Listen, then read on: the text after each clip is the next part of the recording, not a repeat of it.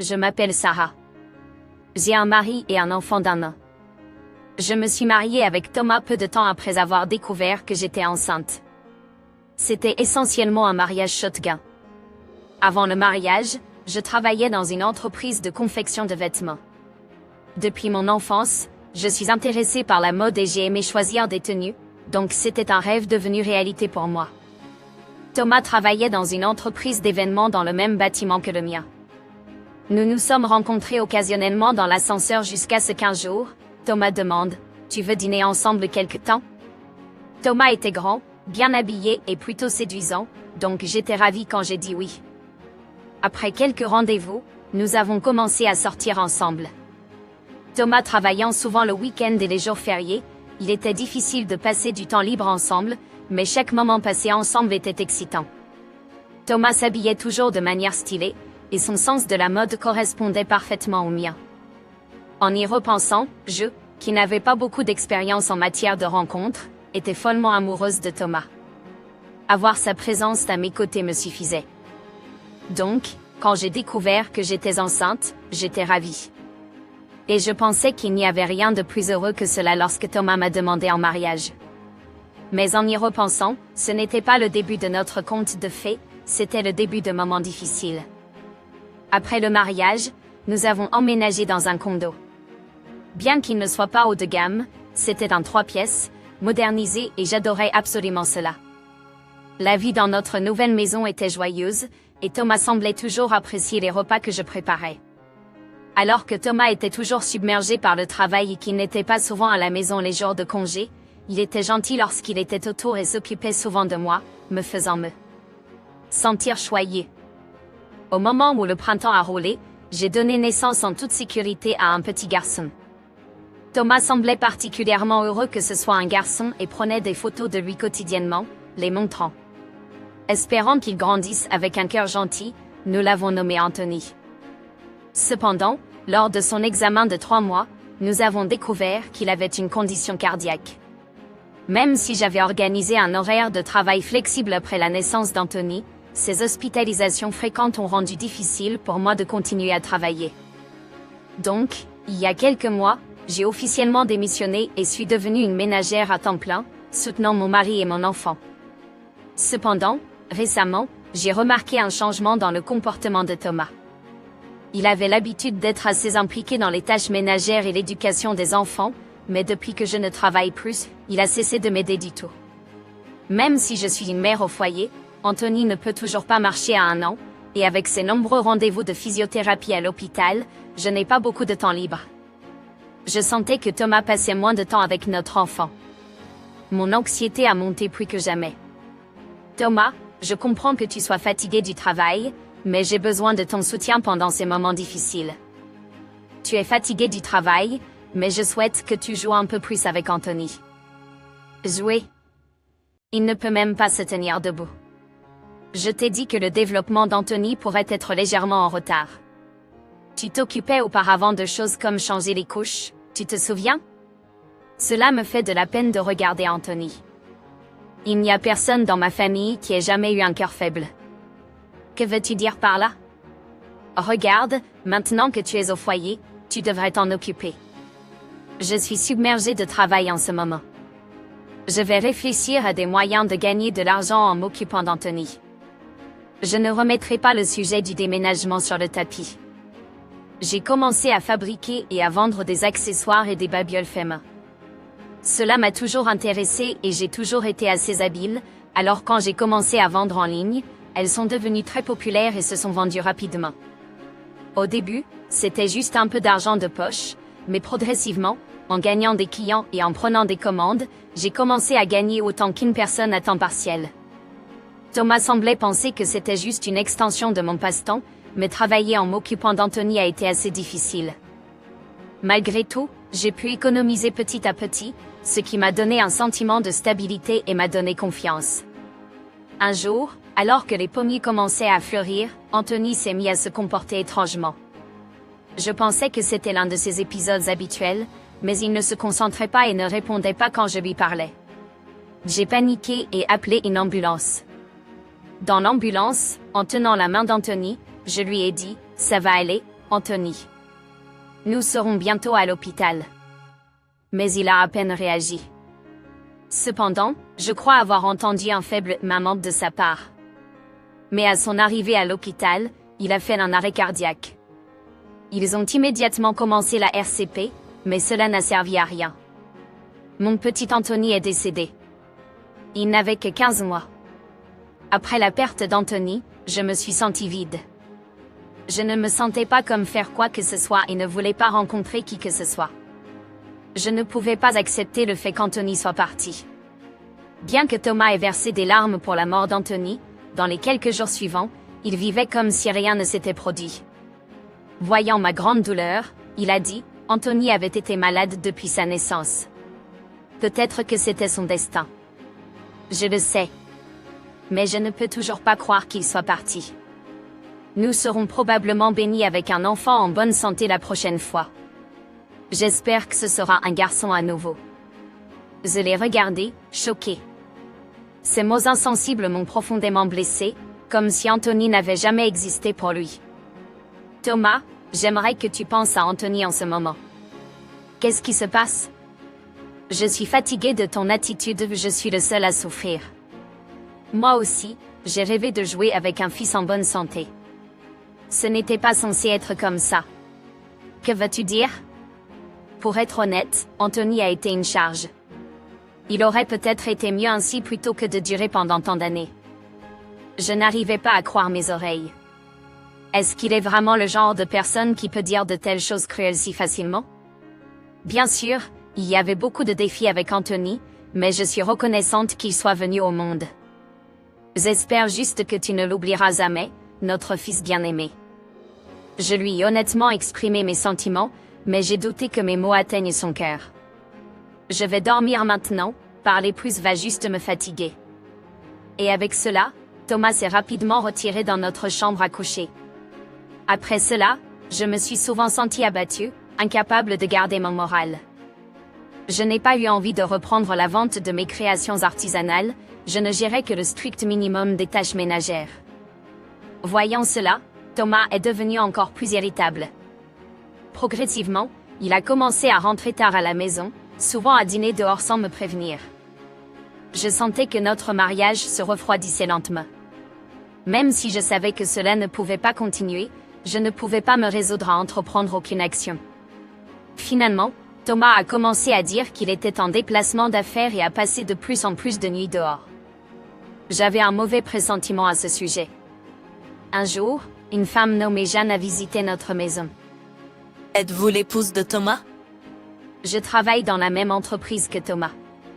Pas, une collègue alors. Oui, et je sors aussi avec Thomas. Elle est arrivée droit au but. Je veux que tu le quittes. Quoi? Tu l'as négligé, n'est-ce pas? J'ai entendu dire que tu ne cuisines presque pas pour lui et qu'il n'y a pas de communication entre vous deux. Si tu ne l'aimes pas, je veux que tu le quittes. Attends une seconde. C'est la première fois que j'entends parler de vous deux qui sortez ensemble. Ce n'est pas comme si je pouvais juste dire « Oh, d'accord » et être d'accord pour rompre. Pourriez-vous partir pour l'instant? Alors qu'elle s'apprêtait à partir, elle est soudain devenue désespérée. Mais Thomas m'aime. Il a même dit qu'il a bien réussi dans son travail grâce à mon soutien, et cela inclut le soutien dans sa vie personnelle. Apparemment, il se sent agacé d'être près de toi. Pourquoi dois-je entendre de telles choses par cette femme qui est soudain apparue? Essayant de supprimer la colère qui montait en moi, je regardai Jennifer droit dans les yeux et dis, « S'il vous plaît, rentrez chez vous. » Jeanne semblait vouloir dire quelque chose d'autre, mais a finalement quitté avec réticence. Plus tard dans la soirée, quand Thomas est rentré tard comme d'habitude, je l'ai confronté à ce qui s'était passé plus tôt. « Qu'est-ce qui se passe? Est-ce que vous sortez ensemble? » Nous ne sortons pas ensemble. C'est juste une collègue plus jeune au travail, nous sommes juste sortis pour dîner quelquefois. Vous avez reçu un soutien de Jennifer dans votre vie personnelle, n'est-ce pas? C'est donc pour cela que vous rentrez tard ces derniers temps, n'est-ce pas? Arrêtez de vous plaindre. Vous êtes toujours grognon à la maison et vous ne voulez rien faire, alors ne vous mettez pas sur un piédestal. J'ai été surpris et je l'ai fixé. Sans croiser mon regard, Thomas a ouvert le réfrigérateur et a pris une boîte de bière. En m'ignorant, il a allumé la télévision et a commencé à boire. J'étais trop choquée pour dire quoi que ce soit et je suis restée là. Quelques jours après l'incident avec Jeanne, j'ai reçu un email de ma meilleure amie de mes années d'université, Margaret. C'était une invitation de Margaret à nous réunir avec mes camarades de promotion qui avaient étudié le design de mode. C'était une époque remplie de rêves et d'espoir. Mes relations avec ces camarades de promotion, tous des étudiants en design de mode, étaient différentes de mes autres amis, c'étaient ceux avec qui je pouvais vraiment être moi-même. Peut-être devrais-je y aller. Mais d'un autre côté, la plupart de mes camarades de promotion ont réussi dans l'industrie du design. Je me sentais trop brisée et embarrassée pour me montrer devant eux.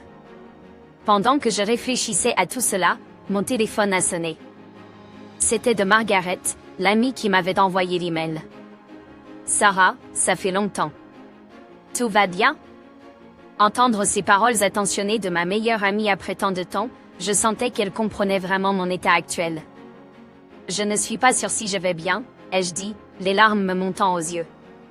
Je suis libre aujourd'hui. Puis-je venir te voir?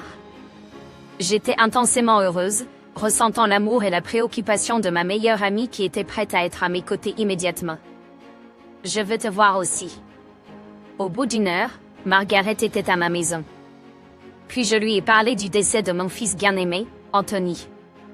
Je n'étais pas au courant. Tu n'as pas changé, tu continues à garder toute la douleur pour toi. Cela a dû être difficile, n'est-ce pas? Sarah, tu as vraiment fait de ton mieux, a dit Margaret en priant devant la plaque commémorative et la photo d'Anthony. Il a l'air si heureux sur cette photo. Cela ressemble à s'il te disait merci, maman, à toi, a-t-elle ajouté. En entendant ces mots, mes larmes n'arrêtaient pas de couler. Le dernier jour, quand il a été emmené à l'hôpital, j'ai eu l'impression qu'Anthony, incapable de parler, m'appelait maman. Peut-être qu'il essayait de me remercier à ce moment-là, je l'ai dit à Margaret et j'ai pleuré sans pouvoir m'arrêter. Tout au long, Margaret m'a caressé le dos jusqu'à ce que je me calme. Après avoir pleuré mon cœur et retrouvé mon calme, nous avons évoqué les bons moments du passé. J'avais rêvé de devenir une grande designer. Cela nous a fait revivre ces jours insouciants. Donc, à propos de la prochaine rencontre de classe, nous avons décidé de nous réunir avec le groupe avec lequel nous avons toujours traîné. Au jour de notre collège, Margaret, moi et 3 autres avons fait fonctionner une boutique en ligne. Nous avions même notre propre nom de marque et faisions des ventes décentes. Mais lorsque nous avons commencé nos emplois, nous avons tous choisi des voies différentes et avons décidé de fermer notre boutique en ligne. Maintenant, la plupart d'entre nous ont atteint un point dans leur carrière où ils ressentent certaines limitations dans leurs organisations. C'est pourquoi nous parlons de relancer notre marque. Vraiment? C'est génial. À propos, vous ne vendiez pas des objets artisanaux récemment? C'est la cancel. Tout le monde sait, Sarah, vous avez un excellent sens du style. Vous aviez des clients qui arrivaient rapidement, et nous nous demandions tous pourquoi vous avez arrêté récemment. Voyant mes ventes d'objets artisanaux, Margaret et les autres ont été rappelés de la passion de nos jours d'étudiants. C'est pourquoi ils ont ressenti l'envie de sérieusement relancer notre marque à nouveau. Apparemment, c'est ce que la rencontre concernait. Si vous allez bien avec cela, j'aimerais travailler dur à nouveau avec tout le monde. En entendant, Margaret a souri doucement. Cela faisait longtemps que je ne m'étais pas senti aussi positif. Par la suite, nous nous sommes préparés et avons lancé notre marque de manière régulière. Margaret et les 3 autres ont travaillé dans des cabinets de design réputés et dans l'industrie de la mode. Nous avions tous nos propres collections et notre marque a fait une entrée fracassante. Lorsque j'ai lancé la nouvelle entreprise, Thomas paraissait désintéressé. Mais lorsque notre marque a commencé à attirer l'attention des médias, il a changé d'avis, en disant « Vous devez gagner beaucoup plus d'argent maintenant, non? » J'ai pensé m'acheter une nouvelle voiture, qu'en penses-tu? Je préférerais ne pas dépenser de manière irréfléchie depuis que nous avons commencé et que c'est encore instable. De plus, nous n'avons que la voiture actuelle depuis 3 ans, n'est-ce pas? Mais comme d'habitude, il a rétorqué, ne fais pas l'arrogante. Tu as tout ça grâce à moi. Cependant, Ces paroles ne m'ont pas ébranlé autant qu'auparavant. Je sentais que je me retrouvais petit à petit. Mais un événement s'est produit qui m'a plongé encore plus dans le désespoir. La veille du premier anniversaire de la mort d'Anthony, Thomas a soudainement eu un voyage d'affaires et a dit qu'il ne pouvait pas venir. Qu'est-ce que tu veux dire? C'est une journée importante, n'est-ce pas? Ne pouvais-tu pas changer le voyage d'affaires pour un jour comme celui-ci? Je t'ai demandé. C'est un projet dont je suis en charge, donc bien sûr, je ne peux pas. De plus, laissons tomber ça, je veux oublier Anthony. Va à la tombe toute seule, d'accord? Il a dit. Je pensais qu'il était le pire. Je comprends, j'irai seule. Je m'occuperai seule de vos affaires importantes également. Thomas avait l'air perplexe mais est parti rapidement, comme s'il ressentait de la culpabilité. Thomas n'était pas en voyage d'affaires. C'était un voyage avec son amante. Et le partenaire n'était pas Jeanne. Fatigué de Jeanne, qui insistait pour se marier, Thomas avait trouvé une nouvelle petite amie. Je l'ai trouvée. Mais c'est grâce à Marguerite. Il y a quelques mois, lorsque notre marque a commencé, Marguerite a soulevé quelque chose d'important. Sarah, tu savais et tu lui pardonnes? Sa liaison. Sa liaison, je le sais. Une femme nommée Jeanne est venue crier chez nous une fois. J'ai répondu en regardant vers le bas. Ce n'est pas ça. En fait, l'entreprise d'événements de Thomas avait un contrat avec mon ancien lieu de travail. Je connais donc bien le supérieur immédiat de Thomas. Thomas est un séducteur naturel. Il avait même une petite amie lorsqu'il t'a épousé, pas Jennifer non plus. Il flirtait avec cette fille depuis 1 an. Elle était sérieuse, alors son cœur s'est brisé et elle n'a pas pu revenir à l'entreprise. Pas moyen. En fait, Jeanne était une femme mignonne, mais elle avait l'air sérieuse. Désolé, en fait, je savais depuis le début de votre mariage. Le patron s'inquiétait pour vous, et je pensais que Thomas devait faire quelque chose, mais je n'ai jamais pensé qu'il serait si scélérat. Sarah, peut-être devriez-vous vivre votre vie comme vous l'entendez à partir de maintenant. C'est bizarre venant de moi, qui ne suis même pas mariée, mais... Margaret, merci. Si ce n'était pas pour vous, je ne me serais peut-être pas remise. Je prendrai vos paroles à cœur et je déciderai par moi-même. J'ai dû verser une compensation à Jeanne. Il va sans dire que plusieurs femmes ont suivi Jeanne et ont intenté des poursuites. Thomas n'a pas eu d'autre choix que de démissionner de son emploi. Maintenant, il travaille dans un magasin de proximité et semble rembourser des compensations à ses femmes. C'est ainsi que se déroule l'histoire.